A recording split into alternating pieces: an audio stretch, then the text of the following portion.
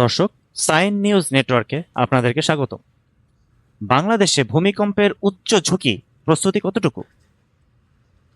সম্প্রতি মিয়ানমারে 7.7 মাত্রার ভূমিকম্পের প্রভাব বাংলাদেশে অনুভূত হয়েছে। বিশেষজ্ঞরা সতর্ক করেছেন, ঢাকা, চট্টগ্রাম, সিলেট ও ময়মনসিংহ অঞ্চলে বড় ভূমিকম্পের আশঙ্কা প্রবল।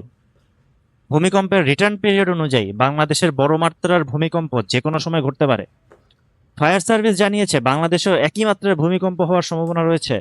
দুর্বল ভবন, অপরিকল্পিত নগরায়ন, সরু রাস্তা এবং জনসংখ্যার ঘনত্বের কারণে ক্ষয়ক্ষতি ভয়াবহ হতে পারে।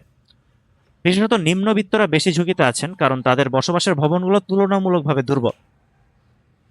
ভূতত্ত্ববিদরা জানিয়েছেন, সিলেট থেকে কক্সবাজার পর্যন্ত মাত্র 8 মাত্রার ভূমিকম্প হওয়ার মতো শক্তি জমা হয়েছে, যা যে কোনো সময় নির্গত হতে পারে। গত বছর বাংলাদেশ ও আশেপাশের অঞ্চলে 53টি ভূমিকম্প হয়েছে, যা বড় ভূমিকম্পের পূর্বাভাস হতে পারে। বিশেষজ্ঞরা বলেছেন, ভূমিকম্প মোকাবেলায় নিরাপদ ভবন নির্মাণ, দুর্বল ভবন সংস্কার, উদ্ধার কার্যক্রমের প্রস্তুতি এবং সচেতনতা বাড়ানো জরুরি। বাংলাদেশ ন্যাশনাল বিল্ডিং কোড কার্যকর করা না হলে বড় বিপর্যয় এড়ানো কঠিন হবে। জাতীয় দুর্যোগ ব্যবস্থাপনা পরিকল্পনা অনুযায়ী বড় মাত্রার ভূমিকম্প হলে সারা দেশে 6 কোটি মানুষের ক্ষতির আশঙ্কা রয়েছে। হাজারো ভবন, ব্রিজ, রেললাইন এবং গুরুত্বপূর্ণ স্থাপনা ধ্বংস হতে পারে।